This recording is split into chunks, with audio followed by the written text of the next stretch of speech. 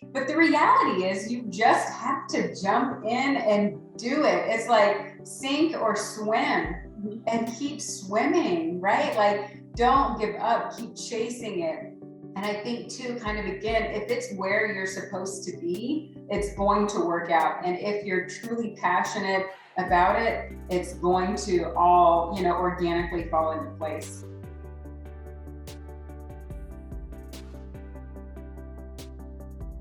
After several years on the runway and in high fashion, Melodie Simmons saw a need. She shifted her focus off of the runway and onto supporting other people as they navigated through the effects of eating disorder. Melodie Simmons is a licensed professional counselor, and she is doing amazing work in Arizona and across the nation as she helps others as they navigate through the effects of eating disorders, helping them to explore and to challenge their core beliefs. Welcome to the Spirit Change podcast, Melodie Simmons. I am super excited to have you. And over the past few months, we've really had the opportunity to get to know each other and what you're doing right now in the community and the world. Oh my gosh, there is a huge need for it. And I am super excited to have this conversation, especially being that it is May with Mental Health Awareness Month. Welcome to the podcast, Melodie. Thank you. You're welcome. So Melodie, to kick it off, why don't you tell us a little bit about yourself? For example, what is one word that describes who you are and why? I would say that I'm innovative. Since it's also May and Mental Health Awareness Month, I've always been innovative in the mental health space, thinking about new ideas, bringing things that people haven't done before to the table and really succeeding in that. And so innovative would be my word. Nice, love it. Melodie, when you think about that spirit change moment that brought you to where you are today, what is that moment? I would say when I decided to leave everything that I worked for in Tennessee and come all the way to Globe, Arizona, and work with the San Carlos Apache tribe. And so, just to give you a little bit of background about me, I'm originally from Alaska, born and raised. I got my undergraduate from the University of Alaska only because my parents didn't allow me to leave. They thought I was too young, which I totally understand now that I have 3 kids myself. But at 16, they weren't ready to allow me to leave. So I got my bachelor's at 20 from the University of Alaska. When I was 21, or I guess, yeah, when I was 20, I left and I went to Mississippi College. And how I found Mississippi College was actually my junior year. I was able to do a year on exchange, the National Student Exchange, to Jackson State University. So I fell in love with Mississippi. I fell in love with the culture. I fell in love with my sorority. And so got my master's degree at Mississippi College and I was doing intensive in-home counseling at the time. And that was dealing with the Medicaid population, going to the kids' homes and providing services for their family. And then I saw the disparity between the medication prescriber and the counseling. And so with that, I, being innovative, right, wanted to do something more for my patients. And so I went to Nashville, Tennessee, and applied to Vanderbilt University, where they had an advanced standing nurse practitioner program. Okay, this was back in 2011, okay? So mental health looked very different back then. And so what I got into Vanderbilt University and was in this advanced standing 2-year nurse practitioner program. As I was in there, I was also doing some professional model and talent work. Runway and high fashion was what I was slotted for. I also did some commercial print work, but just trying to balance both, trying to balance studies at one of the top universities in the country, as well as doing a lot of runway, high fashion shows, commercials, print work, really just trying to balance the two, but still having that passion for the disparity between the counseling side and the medication management side. So my goal actually long ago was to open up a behavioral health clinic, hookah lounge, and it was going to be called Mellows. And there I really wanted people to just mellow out, just have really good conversations, really good thoughts, and just come together and talk about real issues in a safe space, right? So that was my first goal. Again, being that innovative person. After I spent some time at Vanderbilt and also modeling, I realized that I was chasing the success of getting external validation. So being validated in the modeling industry for the way that I looked, for the way the garments hung on my body, for my body, with Vanderbilt University, getting that approved, seeking that approval from my parents who are originally from Tennessee, who truly valued Vanderbilt University and education in general. But what I found for myself was that I really wasn't happy and I was doing things for other people. And, with the modeling and talent industry, you're told no a lot, right? You're told no more than you're told yes. And so, again, just questioning, do I need to do something to my body? Am I not good enough? Do I need to alter myself in some way?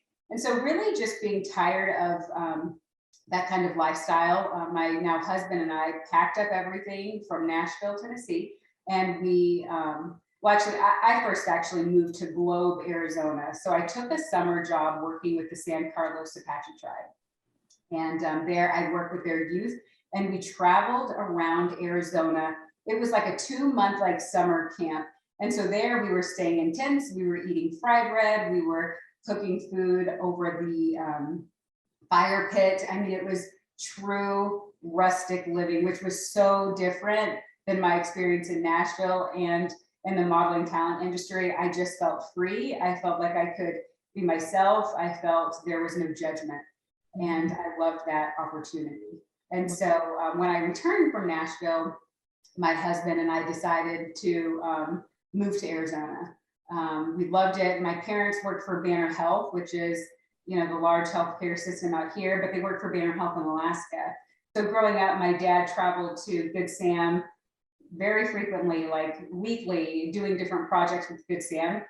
So we had some connections here, and I was familiar with Arizona. But that moment for me was so freeing to just be, with the San Carlos Apache tribe in the woods, sleeping in tents, eating food from a fire, not bathing daily and not caring and not getting that external validation. Right. Wow. Wow. Your background, I mean, goodness, talk about two different dynamics, right?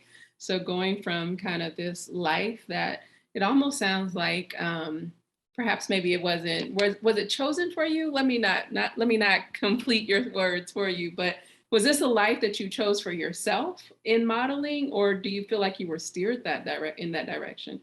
Well, that's interesting you say that because growing up, I was never the smart one, right? So I have my sister Harmony, and she's very smart. She was very strong academically. She did really well, and granted, I also did really well academically, but just not, I wasn't Harmony. And so for me, I again was chasing that validation, that approval from my parents to be smart. And so that's why I felt like I need to just plow through my studies so that they can say, oh, Melody, you're smart too. Oh, Melody, you got into Vanderbilt, great.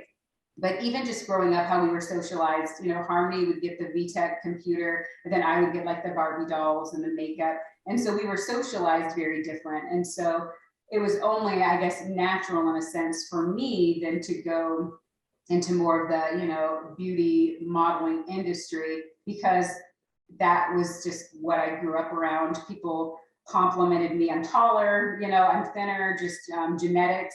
And I've always been asked to model or to do this. And so when I was approached by an agent, I thought, you know what, now's the time to do it. Why not? Mm-hmm. Yeah. And you think about that, and I think about just even our audience as they listen to it, right? So I am one of four girls, and I'm the baby actually. And you think about the influence that our family have on our life and how we see ourselves. And sometimes that can really shape how we show up in the world. And in your case, it sounds like it made a huge impact on the decisions that you made, the way that you saw yourself. And so, when you transitioned to Globe and you had this sense of freedom, what were some of the beliefs or those core beliefs that you had to change to even get to where you are today? Yeah, I had to work through a lot. I definitely was one that would never leave the house without makeup. And I would shower every day. And, just from that, like being able to go into the world, without makeup. Now I usually don't wear makeup actually now. But that was a huge step for me to be able to be comfortable in my skin. I would be a little bit paranoid thinking, are they talking about me? Or even just with what I was wearing. Arizona is very hot. And so even just sometimes wearing different clothes that may feel a little bit tighter, maybe being insecure in my body and what that may look like and feeling like other people may judge me. So I had to work through a lot of that for sure. Yeah. And you even think about it's almost what you're experiencing as I hear about it, it's almost like that imposter syndrome in several different ways, right? How do you show up? How, this kind of the perfectionist, as as you discuss the way that you showed up in the world, making sure that you had yourself made up so that you continue this image, right?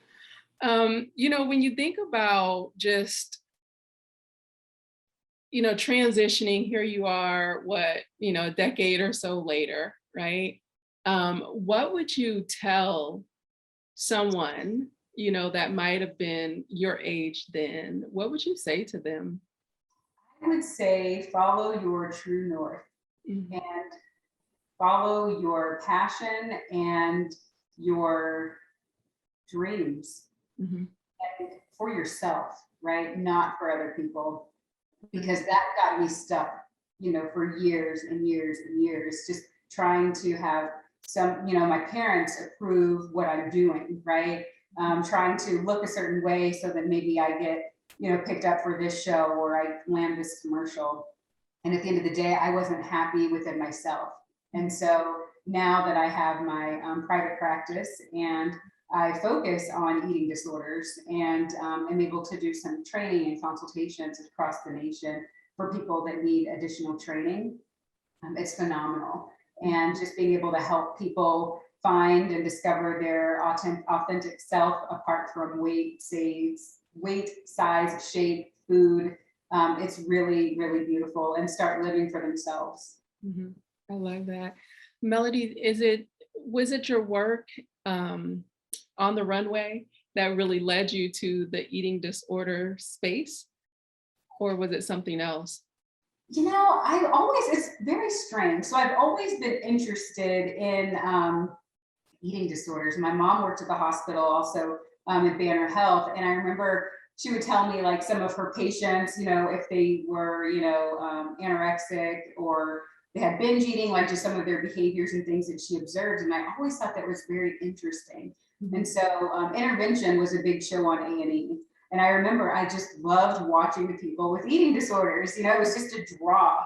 So mhm, for me, fortunately, I never struggled with an eating disorder, even throughout the modeling and talent world. I think for me, it was more um, what Jenny Schaefer coined societal ed or societal eating disorder, and that's just maybe just being dissatisfied with your body, but not doing anything compensatory to where it's unhealthy, right? mhm, mhm, Yeah, I think that it had, definitely my lifestyle influenced my thoughts around like my body image and eating disorders, but it was just interesting. I think people with eating disorders are so complex, oftentimes very high achieving, perfectionist.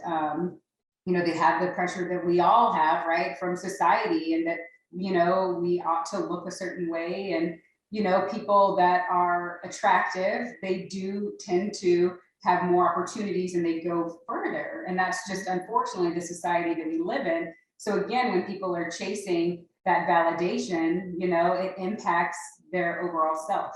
mhm, mhm. So, what is a lesson or even some type of tip that you would give to someone that is perhaps maybe seeking the validation of others? Validate yourself. Mm, How yeah. can I validate myself? Mhm. I love that. As you were talking about true north, you were talking a bit about like finding that combination between your purpose and your beliefs. Do you want to dive into that just a little bit deeper? Yeah, I think for me, again, wanting that external validation. So I remember I landed my first, when I was 30, okay, I made my first $100,000. Well, it was quite a bit over $100,000, right? But it was my first six-figure income. And I was so excited. I mean, I thought I had made it, I thought, oh my goodness, this is incredible. I'm a director at this, world-renowned treatment facility. I'm making like incredible money, but I wasn't happy, right? Because again, it really wasn't what I wanted to do. I again I was chasing those titles, I was chasing dollars, and that only lasts so far.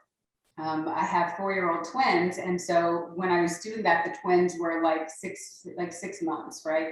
I just went back to work and landed this position, and I was working so much, I didn't really get to see them, because they were babies and they're on a routine. So by the time I came home, I was basically feeding them and then putting them to bed. And so again, I feel like I missed out on so much because I was chasing dollars, chasing titles. Right, right. And you bring up such a valid point because, when you think about success, and, I think about even the way success was described to me, it's chasing that corporate or climbing that corporate ladder, right? Moving up, making those dollars. And so, my definition of success was really driven based off of what I was taught, i.e., my parents' definition of success or my inner circle's definition of success. And I think I was well into my late 30s before I had to take a step back and define what success means to me, right? And so when you think about even just your journey and even where you are now, how would you define success or help another person define success? For me, success is balance. And so I'm a millennial, and a lot of millennials want that balance. We're not going to work, for somebody for, 8, 9, 10 hours a day, because we want our own personal time, our own life. And so for me, success is balance. So I decided to, take a leap of faith, and again, leaving a six-figure position and really fully pour myself into my private practice. Mhm. It has been incredible. I was so scared, because again, I do have expenses, right? And I have 3 kids and a dog, and and so things just get expensive. And so I was really scared, but it felt right. I felt like I had the support, I had a solid foundation, and I did it. And I'm still on track to make, yen in that six-figure range, right? So again, it's just following your true north, following your passion, listening to your purpose, and having that balance. Because now I'm able to schedule clients when I choose to see them. I'm able to spend time with my kids, spend time with my husband. It's just really been incredible.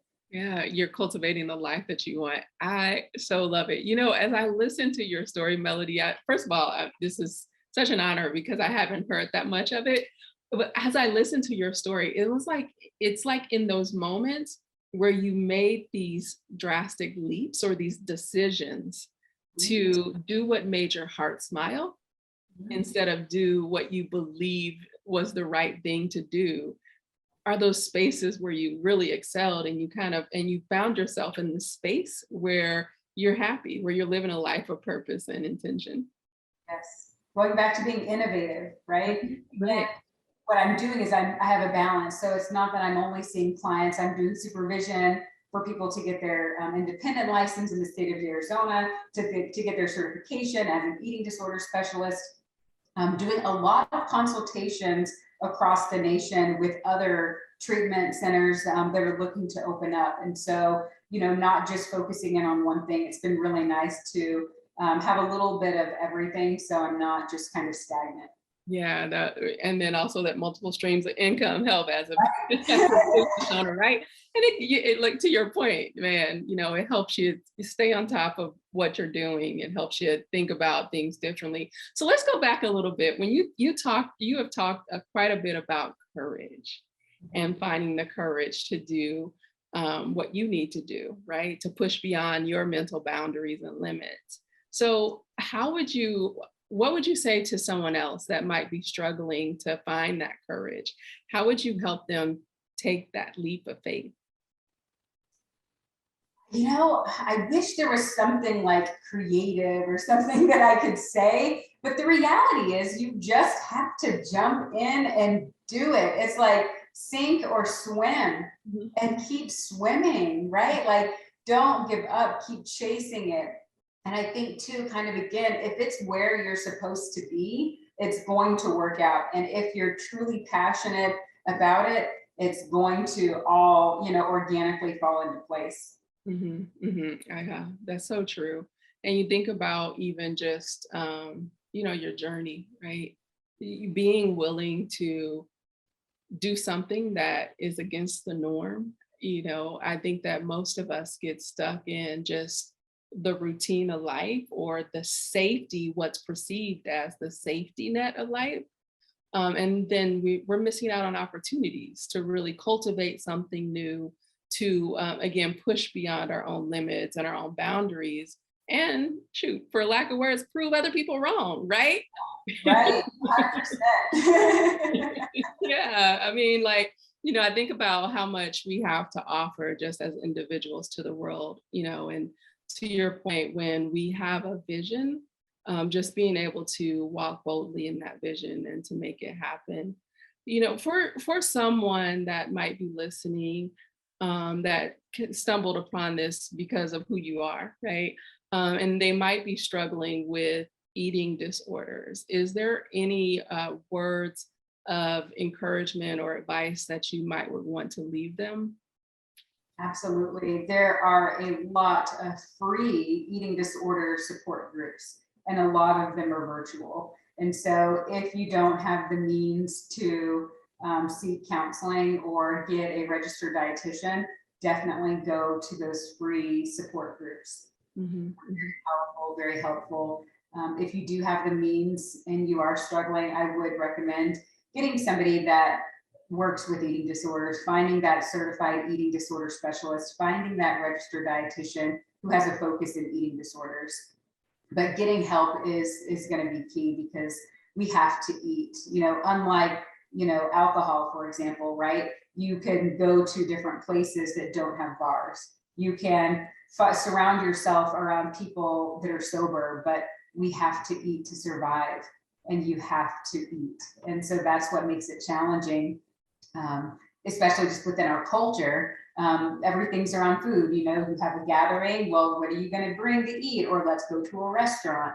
And you're faced with that every day, and you need to eat to live. So definitely get the help that you need. nice, thank you.